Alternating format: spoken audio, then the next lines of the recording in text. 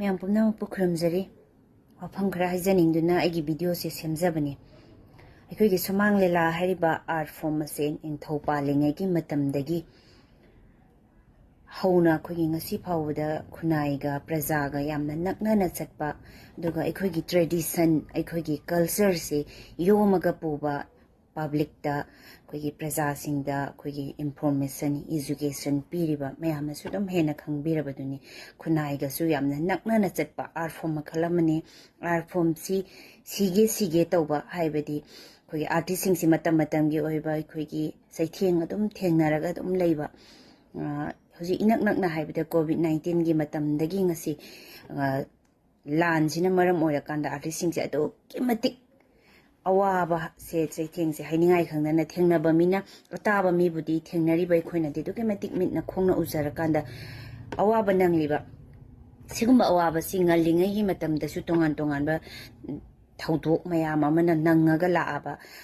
मतमदुदगी सीदननबा art form से हेना चौखटननबा हेना मपांगल कन्ननबा हिंगननबा गिदमक्ता खोगी तोंगान तोंगानबा ओजा गुरु मयामना यामना थौदांग चाउना तुम्बा चाबा खंगदबा मखै इसागी कथोकपा हाइबदो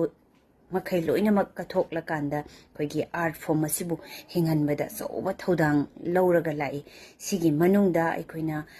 Ming हंगचरबदा होजी होजी खोगी ओजा अनि खोगी काई खुमनजरिबा खोगी होजी होजी प्रेसिडेंट की थौसु सुमांग लीला काउंसिल की पुबिरिबा ओजा लाइस्रम तोंबा दुगा खोगी लाइफ टाइम प्रेसिडेंट खोगी मयामना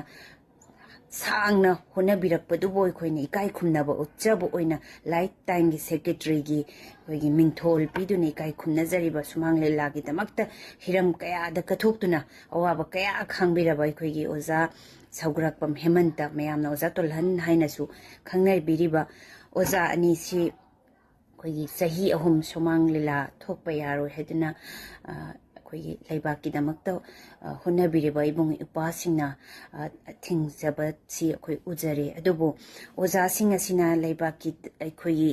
खुनाइगी हाइरिबा खोगी सुमांग लीला की ओजा सिंगसिना खुनाइगी दमक्ता सांग सिना वाजरकपा कथोकजरकपा सि येंबिरकांदा खोगी इबुंग इपासिंगना आइकी ओजा सिंगसिना करिगुंबा लालंब थोकलबसु पुक्सेल चाउना ngakpiyo haiduna masal aina khurumjari duga art form असिगा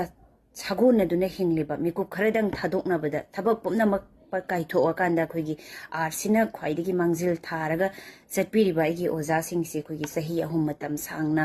सुमाइना Sumang लीलाबो थोहंदना याहंदना थंबिबा हाइबसी अदुकी मतिक ताबदसु थमोय सोकना नुंगाइजदे दुगा मथक्ता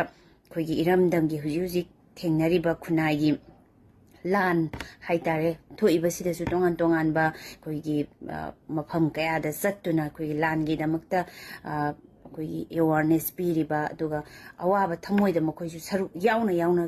याउरिबा ओजासिंगनी दुगा सिगा लोइनाना खोगी हेना अमुक याम नुंगाइजद्रेसे खोगी इबुंग खोगी फिल्मदसु लीला दुगा तोंगानबा सोशल वर्कर ओइनासु सोशल एक्टिविस्ट ओइनासु सिंगर अमा ओइनासु एक्टर अमा ओइनासु मियामगी थौगल सही चुप्पसे रिलीफ केम कयादा चत्तुना खोगी मयामबु नुंगाइ हननबगी दमक्ता हाइतारे मसागी कनो कथोक पुनमक कथोगा सेल थुम फंगबा पुनमक कथोकांदा सोसाइटी की दमक्ता खोगी थबक तौरिबा इबुंग सिबुसु थिंगे हाइदना खोगी सोशल मीडिया दा उजबसी यामनमक खोगी लेबाक निंगदबा मानबा ओइना उजै आइगी थमोइना उजबनिको मखोइसिना लेबाकी सोसाइटी की यामना तौजबसु मयामनासु हेना उबिरंगनी हाइरिबा इबुंग सिंग आइगी ओजा सिंगसी अदुबु होजिककी डिजिटल के प्लेटफॉर्म सिदा फिल्म खंगदे मखंदे यामना एडवांस ओइग्रबा मतमसिदा